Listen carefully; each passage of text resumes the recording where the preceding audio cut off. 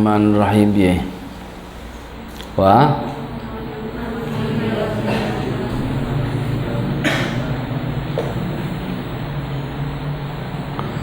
man li biraddi jimahin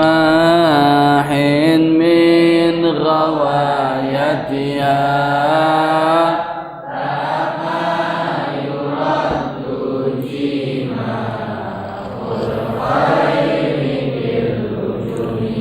man utai bismillahirrahmanirrahim man utai sapa iku li kedue ingsun man utai sapa iku li kedue ingsun biraddi jimahin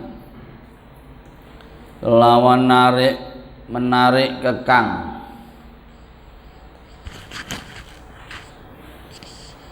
min ghawayatiha sangking kesesatane min ghawayatiha saking kesesatane nafsu man utai sapa iku li kedue ingsun biraddi jimahin kelawan narik kekang min ghawayatiha saking narik nafsu kama yuraddu gaya wis ditarik apa jimahul khaili kekangi kuda bilujumi kelawan kekang bilujumi kelawan kekang tali kekang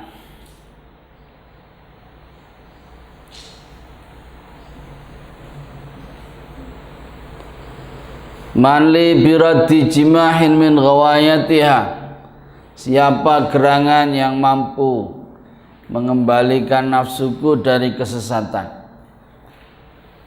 kama yuraddu jimahul khayli bil lujumi sebagaimana tali kekang mampu mengembalikan kuda liar kuda binal siapa yang bisa mengembalikan nafsuku dari kesesatannya Sarah melanjutkan dari penyesalan yang kemarin disampaikan oleh penyair menyadari kesalahannya menyadari bahwa dia telah menyeleweng jauh ya pernyataan itu diteruskan dengan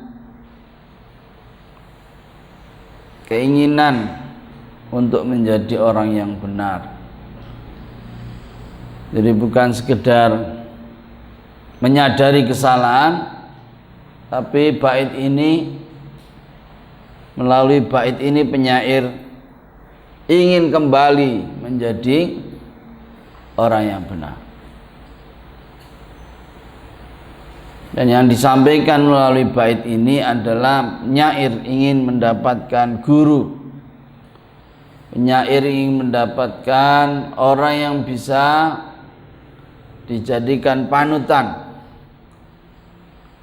orang yang mampu mengembalikan kesesatan dia, mengembalikan kesalahan dia sehingga dia kembali menjadi orang yang benar.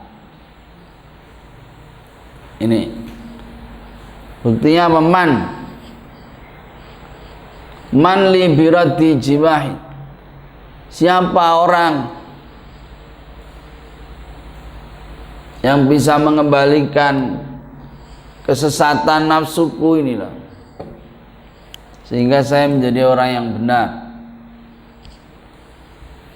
Secara nafsu dalam syair ini disebut dengan digambarkan dengan kuda liar atau kuda binal khail, memberikan gambaran bahwa nafsu itu sesuatu yang sulit ditaklukkan, sulit dikendalikan, sulit dikuasai meskipun ada dalam diri kita sendiri. Seperti kuda liar yang sulit untuk dikuasai. Jenenge jaran yang grujal ngono kae. Ya Allah. Nggih. Memberi gambaran pada kita bahwa menguasai nafsu atau perjuangan melawan nafsu yang ada dalam diri sendiri itu sesuatu yang berat. Sesuatu yang ya Nabi ngendikan perang yang terbesar. Jihad akbar. Ini perang melawan diri sendiri. Gambarannya bagaimana sulitnya kita menaklukkan kuda liar. Yang kedua, saudara, apabila nafsu digambarkan sebagai kuda, maka guru digambarkan seperti kekang. Seperti kekang. Jadi guru itu pentingnya guru adalah dia harus bisa memberikan nasihat. Dia harus bisa memberikan bimbingan, arahan yang ketika anak didiknya itu dilewer, anak didiknya itu ya, itu mampu diingatkan, mampu direngkuh kembali. Ini pentingnya guru. Jadi guru di sini bukan sekedar transfer knowledge, hanya sekedar apa? Hanya sekedar mulang, ngajar. Iki lho jenenge papat tambah papat 8. Ndak. Bukan hanya memberikan jenenge isim ya toh sing ada di awal iku jenenge mubtada dan setiap mubtada dibaca rafa. Tidak begitu. Yang terpenting dari guru adalah mampu membimbing siapapun yang menjadikannya sebagai guru. Ini seperti apa nak? Kekang. Ya. Dan iya. Kalau gambarannya itu guru itu seperti tali, maka kita punya organisasi Nahdlatul Ulama ini. Nahdlatul Ulama gambarannya kita juga pakai tali. Gunanya apa? Itu tadi sama, bahwa kita ini dalam berorganisasi itu ikut sama kiai. Seperti kalau ya dalam apa saja itu kita seperti koyo wedhus di seperti wedhus diapain? Iya, di tali itu. Iya. Entah sebagai wedhus kita boleh kemana-mana, tapi kita harus dalam arahan, gitu. Dalam arahan kiai. Kira-kira begitu. Ya. Jadi ini pentingnya guru, dan untuk bisa menjadi kekang, untuk bisa menjadi orang yang memberikan nasihat, pertimbangan, mengingatkan, memberi peringatan, maka guru itu tidak boleh tidak, harus bisa digugu dan ditiru. Ya. Ini salah. Yang ketiga, saudara, syair ini mengingatkan kepada kita tentang pentingnya setiap kita itu mempunyai guru. Pentingnya setiap kita punya guru. Jangan sampai guru saya banyak sekali di Alia 70. Enggak, maksudnya ya kalau sekarang kan masa sekolah, ya. Nanti kalau sudah keluar dalam kehidupan yang nyata, bergumul dalam keseharian dengan masyarakat luas, kita harus selalu punya guru. Ini penting, harus punya kiai. Sama mau jadi pilot boleh, sama mau jadi pedagang boleh, mau jadi pegawai negeri boleh, jadi politisi ya boleh, tapi sampean harus punya guru. Tugasnya guru memantau sampean, pergerakan sampean. Tugasnya guru melihat kalau ada gerakan atau perilaku Anda yang tidak benar dan ada orang yang mengingatkan. Ini penting. Kalau sekarang mungkin tidak terasa, tetapi dalam kehidupan nanti itu harus berlaku. Sehingga apa? Sehingga setiap yang kita, langkah-langkah yang kita lakukan itu selalu dalam pantauan guru, dalam pantauan kiai, dalam pantauan ulama. Yang ulama itu adalah warathatul anbiya. Paham nak ya? Ini isyarat dari pentingnya kekal di dalam kehidupan kita sehari-hari. Seperti diingatkan oleh Imam Ibnu Ruslan, ya, man lam yakun ya'lamu dha falyas'ali, man lam yajid mu'alliman falyarhali. Jadi siapa yang enggak tahu tentang hukum satu masalah harus tanya. Sama dengan, ya kalau sekarang kan sama banyak sekali gurunya.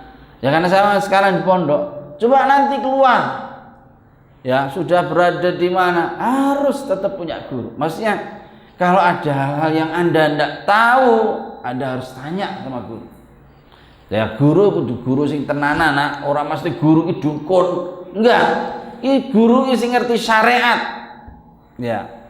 Ora sing jenenge guru iki wong pinter. Wah iki ndelok tanganmu, wah iki ketok iki ijo iki. Waduh. Enggak, maksudnya ini sing ngerti agama. Ini penting sekali. Ya, ingatkan juga kepada orang tua, saudara-saudara. Ya. Sehingga melangkah apapun itu ada bimbingan spiritual, bimbingan keagamaan dari para kiai. Ini penting sekali. Yeah. Sehingga kalau tidak tahu persoalan, nggak tahu ini gimana hukumnya, tanya. Jangan kemudian nggak tahu langsung diputuskan sendiri. Enggak, ini namanya nanti sesat. Ya. Apalagi ditanya temannya, apa ini gimana? Kira-kira begini ya bolehlah. Kira-kira belum menyesatkan. Ini salah, ya. Ini bait-bait ini mengisyaratkan tentang pentingnya guru, pentingnya kiai yang membimbing kita dalam keseharian. Utamanya kalau kita ini sudah, ya Allah, kadang terpuruk, ya. Itu harus kita punya guru, harus punya orang yang menjadi rujukan. Fala tarum bil ma'asi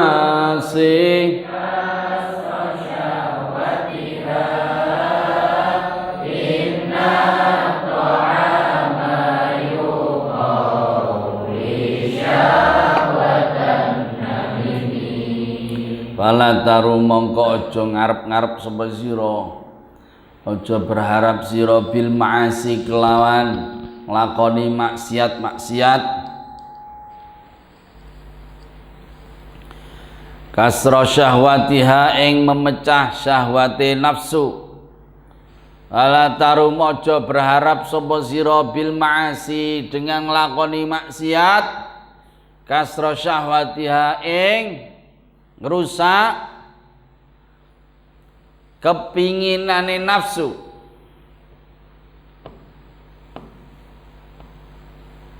Inna ta'ama sak temene makanan iku yuqawi nguatke memperkuat apa makanan syahwatan nahimi ing kepinginane sing rakus, kepinginan dari si rakus.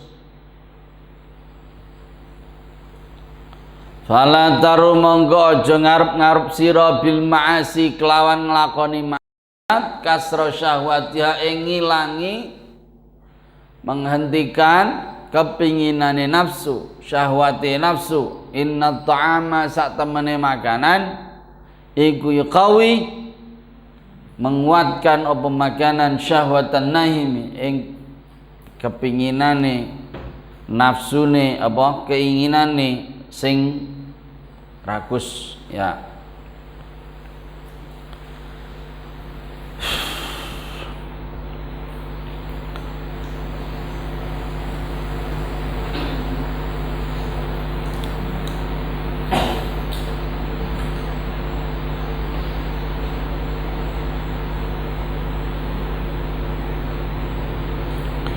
Saudara-saudara, apabila pada sebelumnya nafsu digambarkan sebagai udah lihat ya, maka nafsu dalam syair ini ya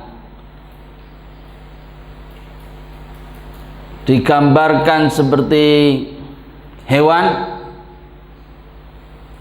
dan perbuatan maksiat yang kita lakukan ya itu seperti digambarkan seperti makanan ya.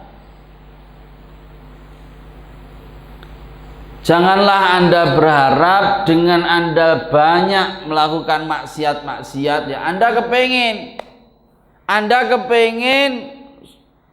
menghentikan kebiasaan buruk Anda kepengin wis ora gelem meneh lah nglakoni sing elek-elek, tapi Anda sendiri masih yang ngelakuin maksiat-maksiat, nglakoni dosa-dosa, ini ora ana gunane. Untuk supaya bisa menghentikan kebiasaan nafsu buruk, syahwat itu keinginan, hasrat, keinginannya nafsu, carane piye? Ya aja nglakoni maksiat. Nek kepengin tok ngendeki nafsu, tidak melakukan perbuatan yang jelek tapi tetap wae nglakoni maksiat, ya ini kurang ana ceritane. Sebab apa? Laksana itu kewan, maka perbuatan maksiat itu seperti makanan. Kewan dikai mangan ya terus mangan terus. Ini secara nggih. Wan nafsu katifli in tuhmilhu syabba'ana hubbir radha'i wa in taftimhu yanfati. Syair yang menjadi masterpiece-nya Imam Busiri. Intine paling terkenal syair Imam Busiri ini yang kita baca. Wan nafsu katifli in tuhmilhu syabba'an. Kalau tadi nafsu digambarkan sebagai hewan, maka wan nafsu dalam syair ini, wan nafsu utawi nafsu iku katifli kaya bocah cilik. Intuh lamun membiarkan sapa sira hu ing bocah cilik, lamun membiarkan sapa sira hu ing bocah cilik, syabba mongko dadi gedhe sapa tiflun, syabba mongko dadi dewasa sapa tiflun, ala hubbir radha'i ing atase seneng nyusu. Ala hubbir radha'i ing atase seneng nyusu. Titik. Wa in taftim lamun nyapih sapa sirahu ing bocah, yan fatimi mongko iso dadi sape. Yan fatim mongko iso tersape sapa bocah. Wan nafsu utawi nafsu iku katifli, keadaan itu kaya bocah cilik. Intuh milamun membiarkan sapa sira, ngenengke sapa sira hu ing bocah, syabba mongko tumbuh gedhe dewasa sapa bocah, ala hubbir radha'i tetap seneng nyusu. Wa in taftim lamun nyape sapa sira, artine aja ora ngekeki sapa sira ing bocah, yan fatim mongko dadi mandek sapa bocah, artinya tersape sapa bocah. Nafsu itu bagaikan anak kecil.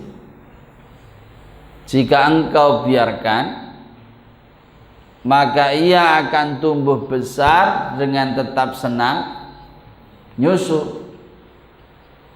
Jadi bocah cilik dinengke wae ya tetap njaluk susu. Namun jika engkau berkenan menyapihnya, nek sampean gelem nyapih dheweke, maka ia pun akan meninggalkan kebiasaannya menyusu. Dia akan tersapi sendiri. Masya Allah, ya, ungkapan yang luar biasa dari Imam Busiri, ya.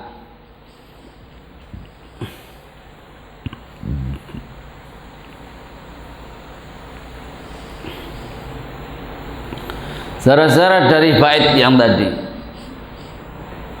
seakan-akan Imam Busiri sudah punya guru, seakan-akan penyair ini sudah punya guru dan memberi nasihat.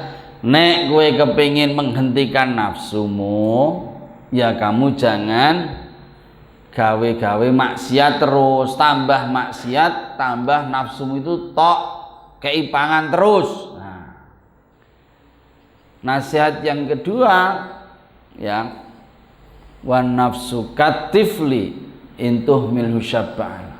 Nasihat guru yang kedua, nafsu itu dia samakan seperti anak kecil, ya. Jadi atiflu itu anak yang baru lahir, yang masih dalam keadaan nyusu. Nah,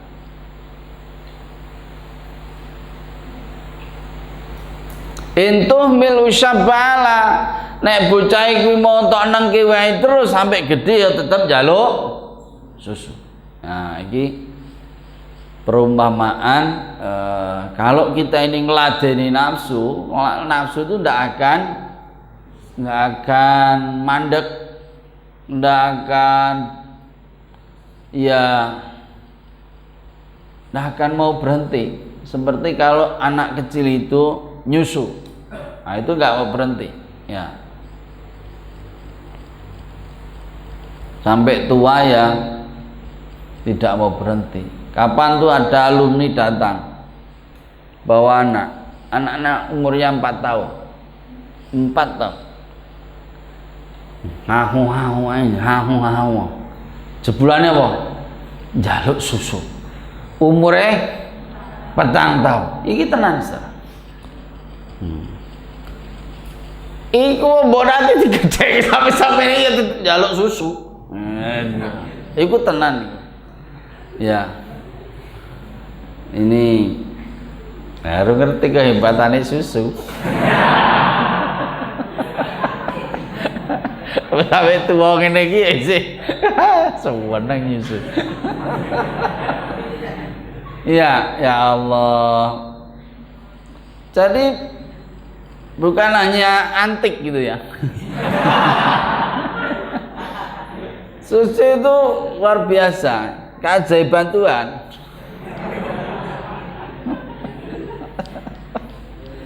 Ya Allah.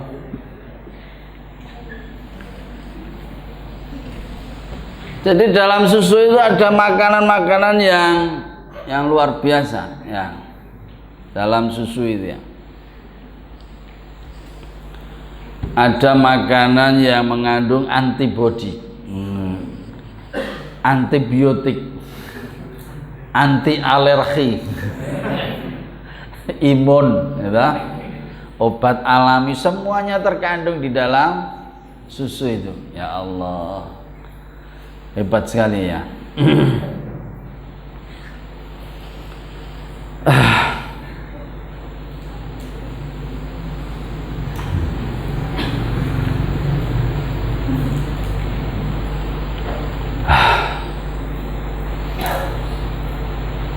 Lianna Allah Ta'ala khalaqa fil labani dzattil ladzatan jami'il at'imah wal ashribah. Karena dalam susu itu terkandung kenikmatan makanan sekaligus minuman. Loh, ini jadi kayak sereal gitu kira-kira. Jadi ada unsur makanannya, gitu, makanannya, ada unsur minumannya. Ya Allah, iya bingung ya. Ada sing urung ketahui ya bingung.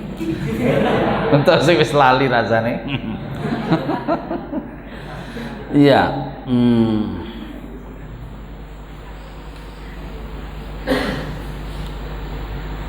Perhatikan pernyataannya. Wa nafsu katifli in tuhmilhu. Jadi nafsu itu seperti anak kecil. Jika Anda membiarkan, Anda siapa? Anda siapa? Orang tua siapa? Bapak. Anta tuhmilhu. Anta maksudnya wong lanang, maksudnya bapak. Sekali lagi saya ingatkan bahwa yang kewajiban nyusoni bukan ibu, tapi bapak. Yang kewajiban nyusoni bukan ibu, tapi bapak. Meskipun sing duwe susu ibu. Bapaknya yang duwe susu tapi ra metu. Ya. Jadi, nah ini wa'aliki ayat wa'alal mauludilahu rizquhunna wa kiswatuhunna bil ma'ruf. Jadi sing duwe kewajiban ngekei rezeki mangan iku bapak. Jadi kok bojomu kok wegah nyusoni ora apa-apa. Aku gak golekno susu kok. Golekon susu dhewe ora apa-apa. Jadi yang kewajiban ya wong lanang golek susu. Ya nek ra gelem susune wong liya, ya susu sapi. Susu wedhus. Nanti sing duwe kewajiban kuwi wong lanang. Ya. Meskipun itu susunya yang punya wedok. Jadi dekne ora gelem disusokke anake apa iki aja nggo sapa-sapa iki khususan Mas. Gitu ya. Ku sapa? Ya ku sampean tok wae. Ora apa-apa ya. Tapi sing bayine kuwi sing tanggung jawab wong lanang ora wedok.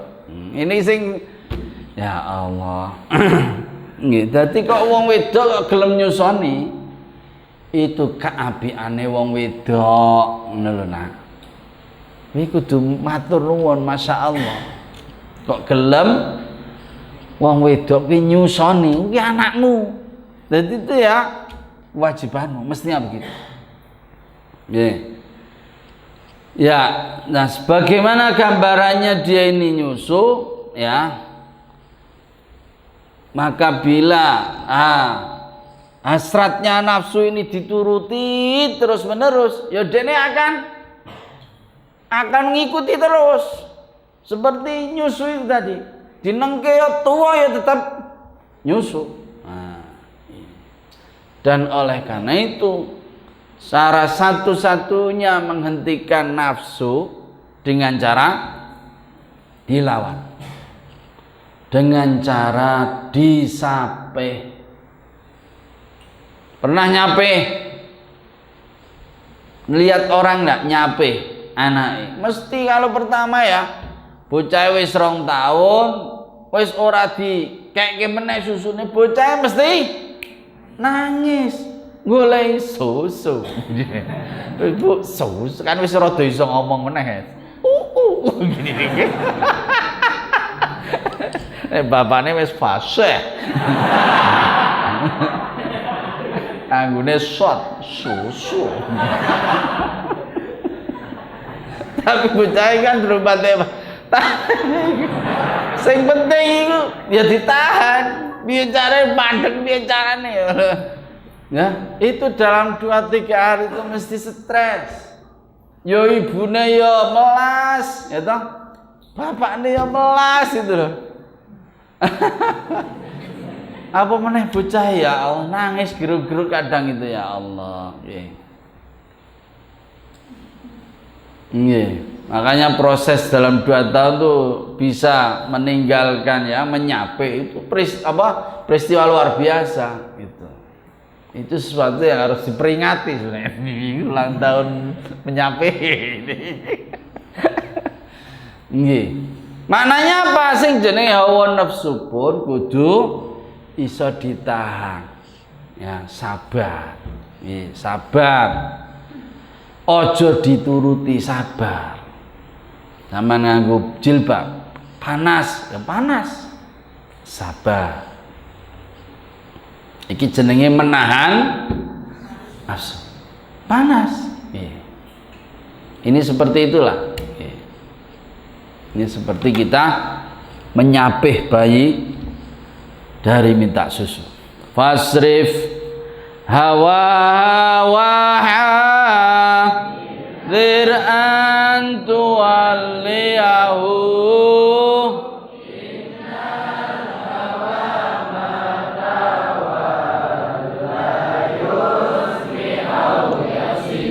Asrif mongko kendalikanlah hawa ing hasratnya nafsu wa hadzir lan waspada hati-hatilah antuwalia ingin to nguasani apa nafsu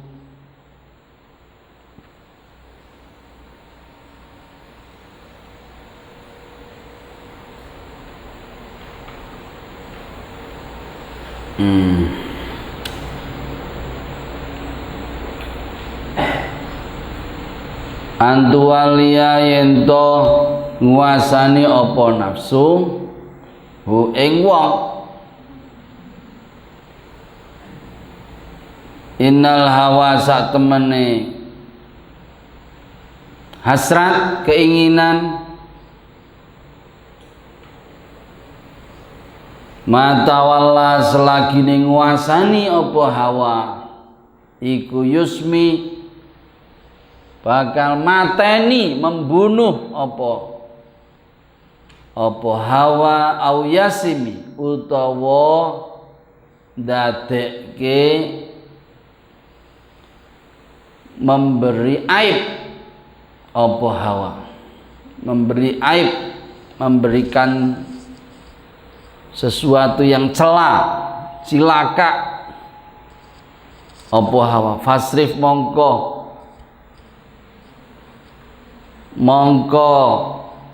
kendalikanlah melengoso sira melengos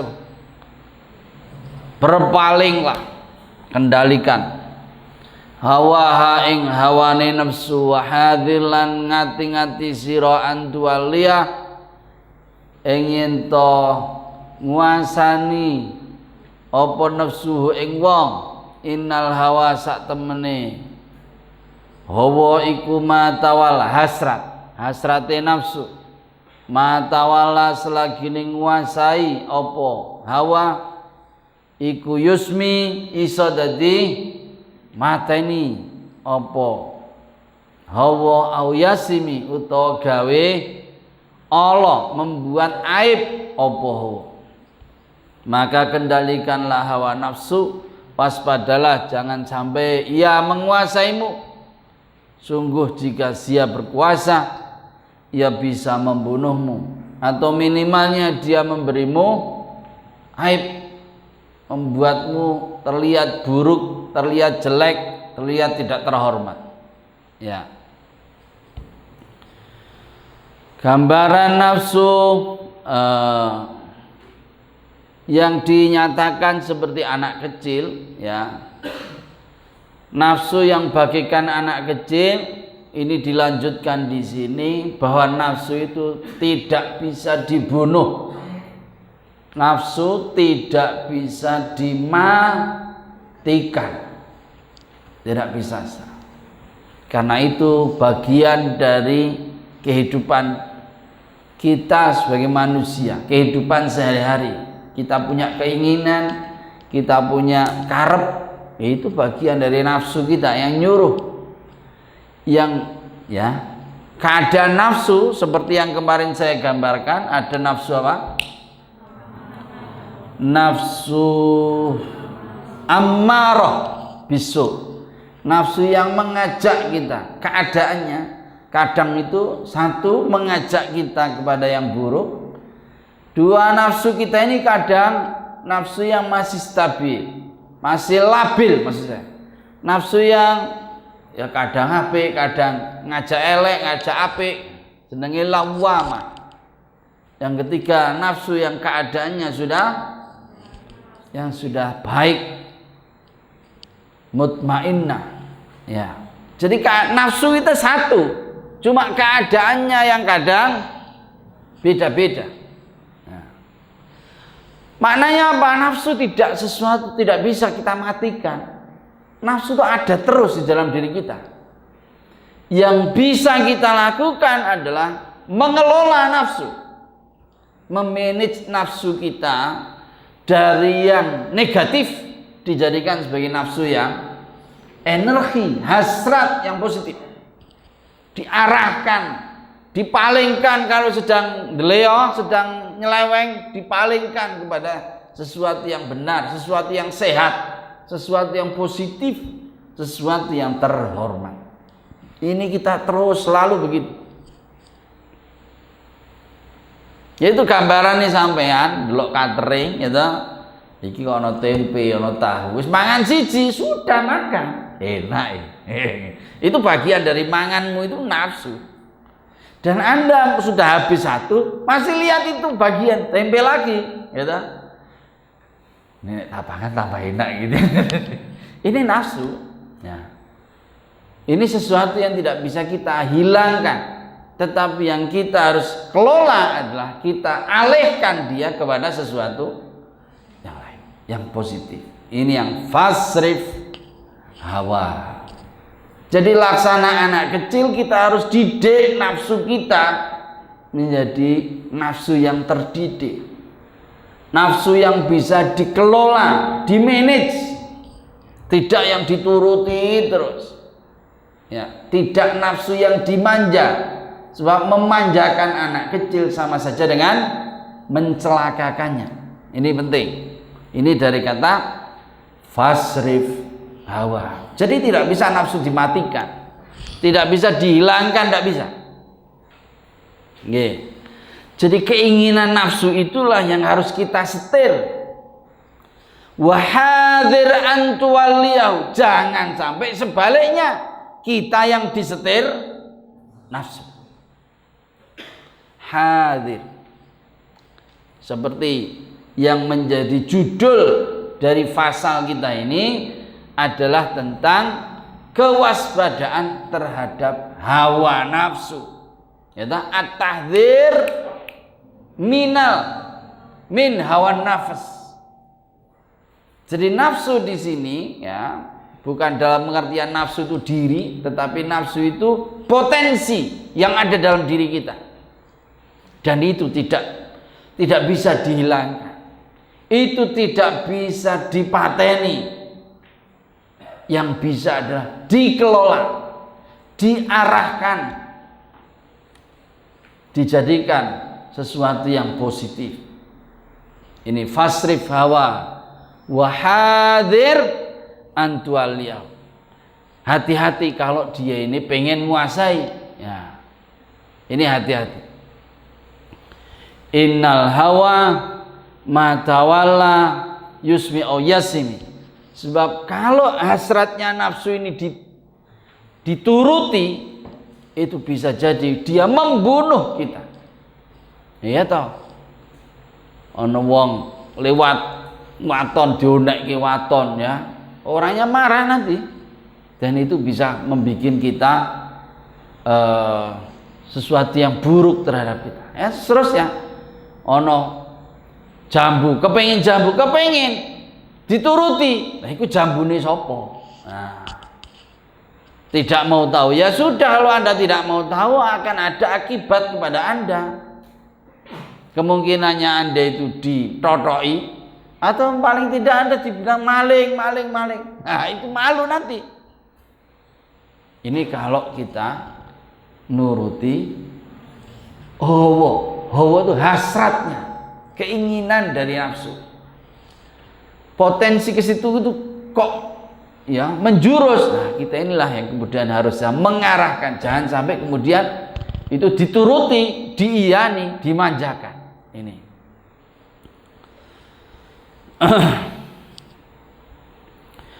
Dan seperti yang saya sampaikan kemarin, kalau nafsu itu menguasai dirinya, diri kita, itu bahayanya nafsu itu menjadi sesuatu yang potensinya itu, kalau Kanjeng Nabi ngendikan, muhlikat.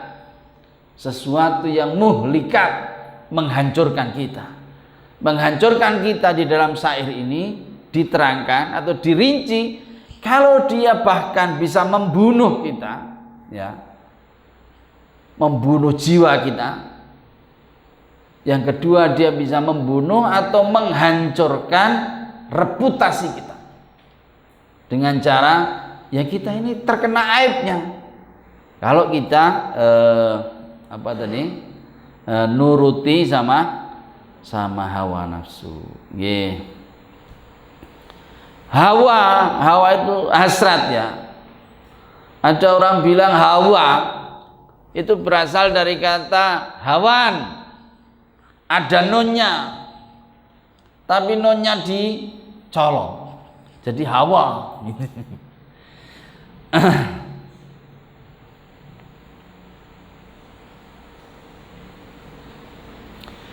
Ada orang bilang nunul hawa minal hawa masruqatun fasari'u kullil hawa sari'u hawanin. Nunnya hawan, hawa berasal dari kata hawan. Terus nunnya mana? Nunnya dicolong. Jadi hawan itu artinya apa? Kehinaan atau kerendahan ya.